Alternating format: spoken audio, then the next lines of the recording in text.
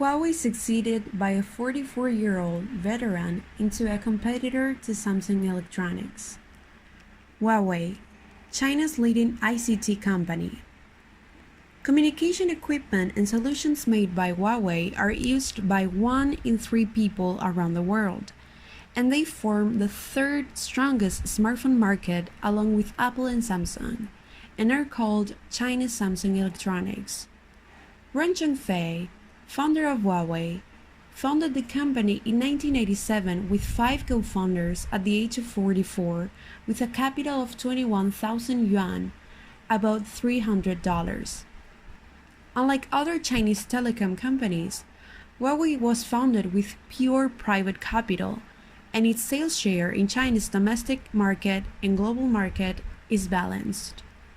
Founder Ren Zhengfei explains that Huawei is similar to a wolf pack that senses a crisis with its extraordinary sense of smell and cooperates to survive.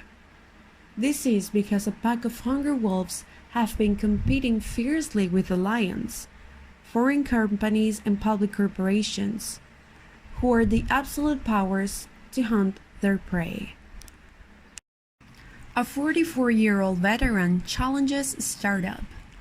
Ren Zhengfei's father, a middle school teacher, was swept away by the Cultural Revolution promoted by Mao Zedong and was imprisoned for 10 years. He served in the People's Liberation Army of China as an architectural soldier.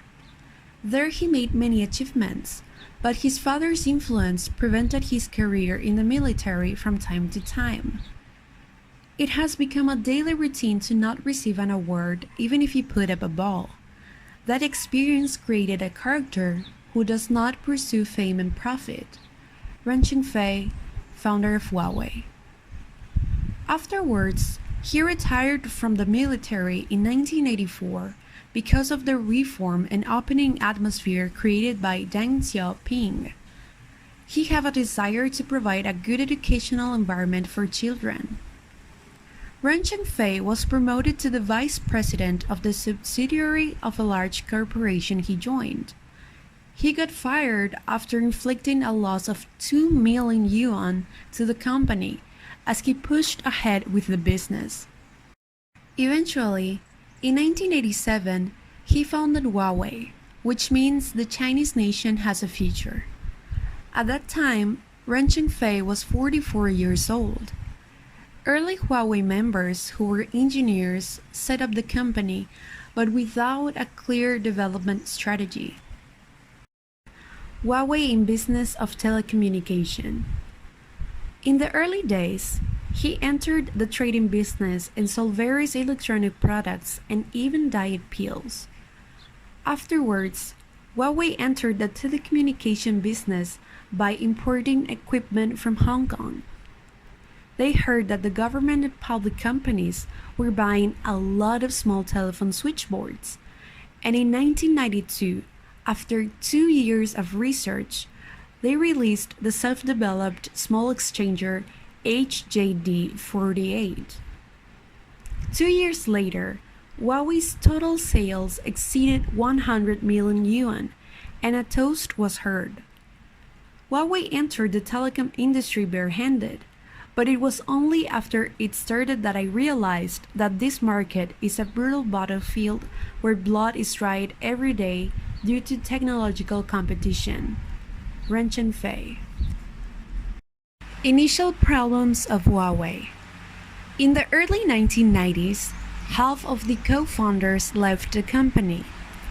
The Chinese telecommunication equipment market was dominated by 7 foreign companies, including Germany's Siemens, Japan's NEC, and Fujitsu. Most Chinese companies were able to receive national protection through joint ventures between foreign companies and public companies. It became a rock bottom for Huawei, a purely private company, to continue to compete in this market. Ren Zhengfei believed that his efforts would have a chance of success. He met with fierce internal opposition, and in the end, half of the founders took the stake and left the company. I respect and understand their decisions, he said. Propaganda was an era of extreme speculation, and engineers, working silently, were called idiots. After that, a huge amount of money was invested in technology development. Next generation products were not easily developed. This makes the existing market quickly saturated. Eventually, cash flow problems arose and Huawei was pushed to the brink of bankruptcy. In order to overcome the crisis, he introduced the employee ownership system. In this system, he sold shares of the company to employees, where everyone owns the company. It established joint ventures with 17 telegraph stations in China to obtain a loan of 30 million yuan and go to the R&D department. If the project fails, you will jump out of the building. Do not plan to come back alive. Study with the determination to die. With this opportunity, Huawei transforms into an employee holding company. Ren Zhengfei's stake was 1.4% as of the end of 2012. 74,000 employees were said to have a stake in the company. Hungry Wolf, Huawei's struggle. After a lot of hard work, we developed a new electronics switchboard, but it was not easy to find a market with foreign companies already controlling it. One time, at the Yichun telegraph station near the Russian border, switchboard was tested by surviving the cold of minus 40 degrees Celsius for 6 months. In the end, it was rejected. It was said that the salespeople and chief researchers who risked their lives and rushed in wept on the spot. I think it was like the beginning of my misfortune that I entered this field without much thought at all. Huawei gave up on conquering cities and imitating Mao Zedong's call to power in the countryside. Company achieved great success by attacking at the rural that had not yet been taken over. After that, Huawei started to attack big cities in earnest in 1998. Customer first and wealth culture. Through rigorous sales classes, Huawei has cultivated its distinctive customer first and wealth culture. Our corporate culture is based on the 3 characteristics of a wolf. Firstly, a sensitive sense of smell. Secondly, indomitable fighting spirit. And lastly, team play spirit. Keeping promises to customers and ensuring quality is the lowest level of credit. Building a company that does not collapse is the best credit. Our success is to protect the investment of customers who have purchased our products and to grow together with them. This hungry pack of wolves, Huawei, gradually eroded the market of foreign companies that were kings of the jungle. R&D is half a step ahead of competitors. In 1998, Huawei sales exceeded 8.9 billion yuan. Many Chinese IT companies invested in real estate and entered heterogeneous industries, but Ren Zhengfei had a different idea. We have nowhere to run. We will not enter the information service field like forever in order to become the world's leading manufacturer of communication equipment. Huawei has always invested heavily in developing its own technology from the beginning. Technology should not be worshipped as religion. Technology has value only when sold for money. If Huawei had developed only the best technology in the world, we would have starved already. In order to survive, you must be ahead of your competitors in technology. But the key is to be like exactly half a step ahead of your competitors. You must not be 3 steps ahead. Meet the best teacher, IBM. Ren Zhengfei visited the United States at the end of 1997. He was very surprised that IBM overcame the worst crisis and reached a whopping $75 billion in asset value. It also decided as a teacher to learn. IBM, bruised by organizational hypertrophy and bureaucracy, suffered a loss of $16 billion in 1993, and because of this huge loss, it went on the verge of bankruptcy. Ren Changfei felt that this was something that Huawei had to learn. But still, Huawei pays 2 billion yuan over his 5 years to IBM.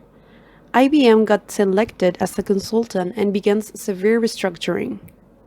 IBM pointed out that the technology development was merely a mass production type. It wasn't something Huawei were really proud of market-leading type. IBM's management does not meet Huawei's expectation. TEF management classes were conducted on 10 items. However, at that time, Huawei was growing rapidly for the third year in a row. Most of the employees were in a state of intoxication with a sense of victory. IBM style management does not match Chinese companies. However, Ren Chengfei fully trusts IBM's consulting and pushes forward. We were lucky to have the best teacher. You chose IBM and you must learn from them. If you have more than $19 billion in sales, I will learn from you. I can't see a person who is proud of himself without this ability. In the process, it is said that he suffered from severe growing pains, such as delays in R&D and the exit of excellent talent. Eventually, a new system was established in various fields such as global sales, human resources, accounting, and R&D. Just like that, Huawei was able to become a global company capable of doing business around the world. Even the founding members should leave if there is no progress. Since its establishment, Huawei has continued to expand its efforts to survive. If it is an R&D competition with global companies, market dominance battles with public companies, and global expansion. This process has always been a series of crises. The biggest crisis is not knowing where the crisis is. Not feeling a crisis at all is a big crisis, but if we know what a crisis is, we have a chance. In 1996, after all the management positions resigned in the marketing department, Huawei decided to reappoint them after internal competition. In the process, key figures such as founding members often left the company with their bags. When any organization stops its metabolism, life stops. To protect the honor of founding members is to forsake the future. Huawei would not have taken root, no matter how advanced a management system would be introduced, without the collective resignation of the marketing department.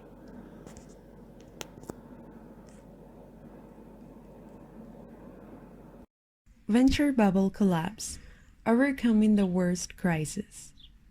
Huawei, which had been on the verge of success, faced its greatest crisis as the venture bubble burst in the early 2000s.